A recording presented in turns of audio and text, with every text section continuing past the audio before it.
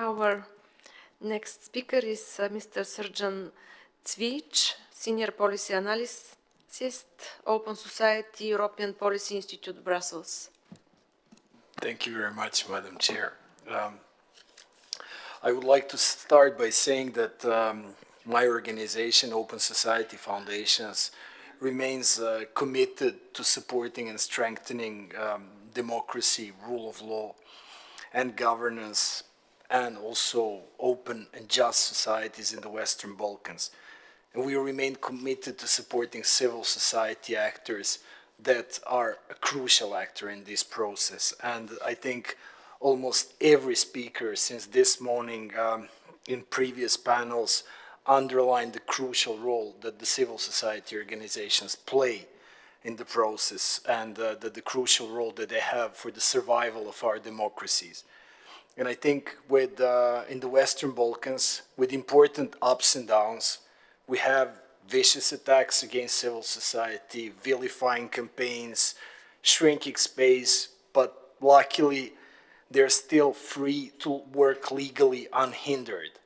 And this is not the case in every of the 28 EU member states. And I think this is something which is extremely worrying and which makes our European transformational model weaker. On the other hand, what makes it strong is, I will give the example of the European Commission's European Western Balkan strategy.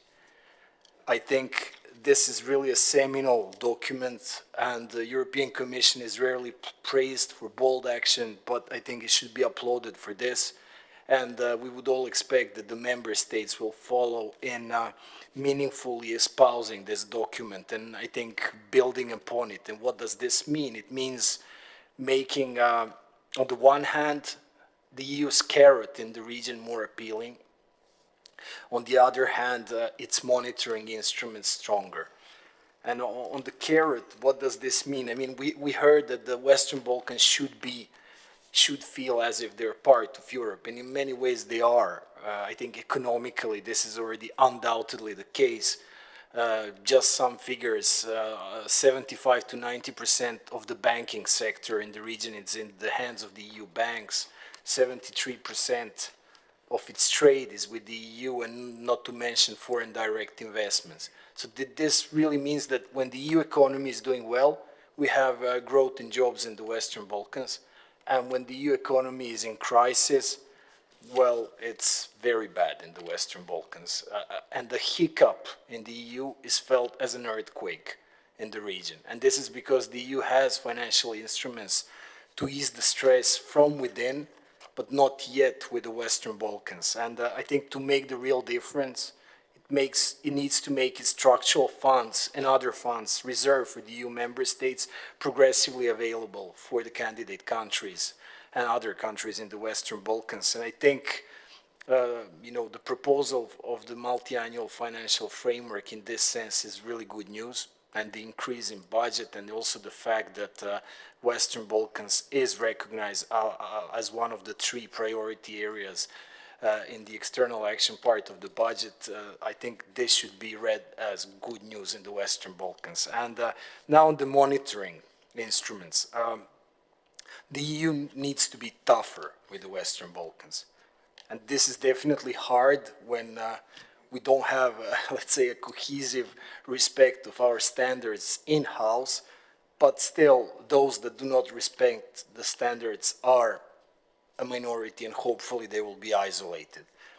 So the European Commission must follow the strategy document with an overhaul of its instruments to monitor progress in the region. And we heard something from the colleague from the Commission before, that trial monitoring instruments are very important. I think trying to introduce other instruments that were used ad hoc, such as the Pribe report in Macedonia, is also a way to go.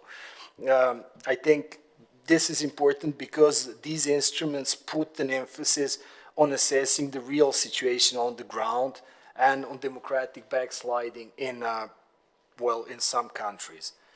And I think as part of the monitoring process and improving of the accession negotiations process, We already have that, but I think the mention of the 2025 horizon date and this palpable opportunity should allow us, on the other hand, to be also ready to pull the plug if a country ends up in a blind alley. And I think another thing I want to say, it's also important that the EU adopts the European Commission's proposal for a new regulation to protect the bloc budget from countries with a serious rule of law problem. If adopted, the rule could not only put the brakes on the repression in Hungary, for example, but it could be used as an important deterrent for possible backsliding in the Western Balkans countries. And I think maybe to conclude, because we really don't have enough time, the EU Western Balkan strategy rightly says that the European Union membership is a generational choice. We also say it in our Balkans Declaration of the European Fund for the Balkans and the Balkans in Europe Policy Advisory Group. It is not a matter of a political convenience nor tactics in an election campaign. It is a clear choice for life in open, just, and democratic societies where the rule of law reigns. And it's not a tram, to use a metaphor used historically to the East. It's like the air that we breathe. Without the EU standards, really there is no life, and our Western Balkans future looks bleak, and it looks very much like our not so distant past, which is marked by wars, hyperinflation, and endemic corruption. Thanks.